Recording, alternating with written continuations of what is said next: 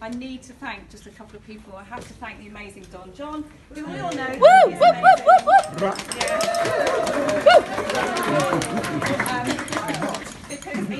You are hot. But his input has been fantastic to this, and he's always been there when we've wanted to ring him and talk to him and get advice, and that's invaluable with a project like this, so he's been amazing. And Lucy, wherever Lucy is my assistant.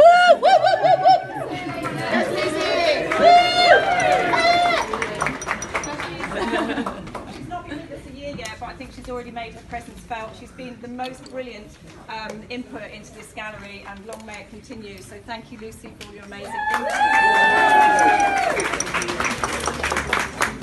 And there's some other people who I don't know if they're here, but I'd like to thank Sal for doing our workshops with St George's School, and Joe Ross, who's always been amazing support, but generally everybody's been fantastic. Sharon's been amazing. Yes, Chantel, we're going to work with you in the future. There's lots of new energy, new ideas coming forward, so thank you ever so much for being here and supporting it. Thank you.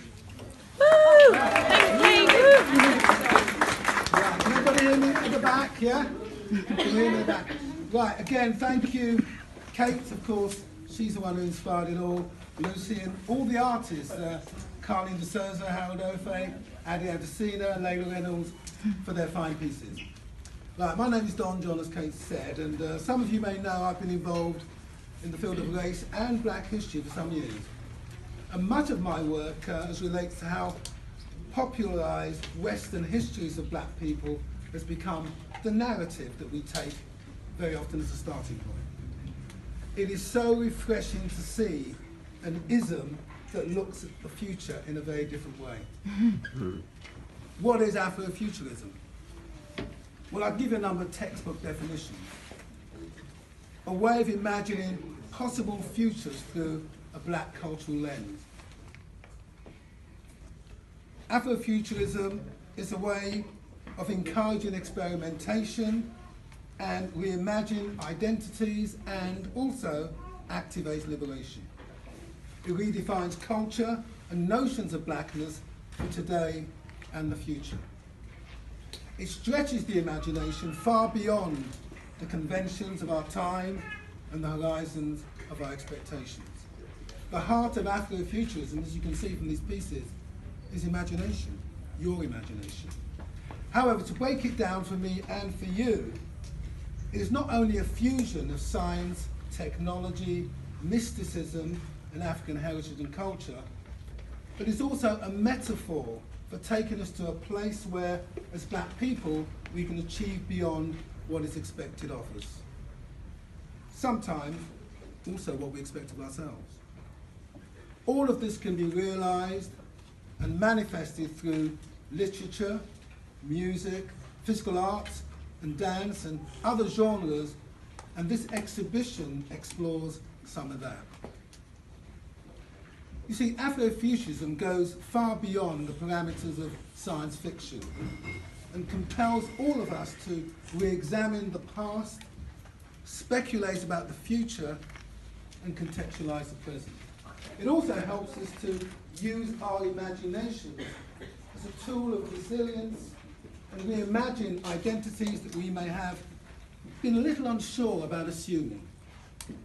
Yes, you too can be the President of the United States, or indeed the Prime Minister of Great Britain. That can only be an improvement.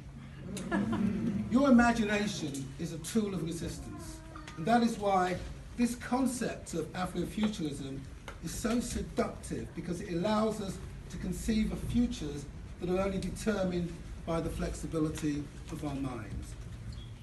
Furthermore, our aim is to stimulate the conversation and discover from you your thoughts as to what Afrofuturism is all about, and help us to get a sense of what it means to you and to the city. We've got a wall, and hopefully you guys will make a contribution there. We need your thoughts and ideas, so please share so we can all go boldly where no one has gone before. So basically this is it. It's the beginning of a whole program of activities for a whole month and beyond, I think 3 months or so. And tell people about it.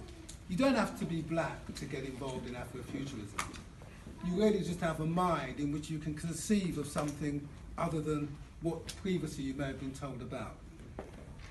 Certainly, you know, the stuff I've read about Africa, the civilizations that go back in the past, the Egyptian civilization, of course, that wasn't invented by aliens, even though people try and tell us that. The Zimbabwean civilization, the Nigerian and the Benin civilizations, all of these were civilizations that existed long before Western civilization was deemed to be the cradle of civilization.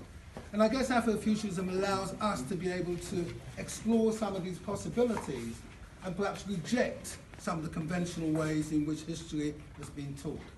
So this is the beginning. Art always is, I guess, the thing that allows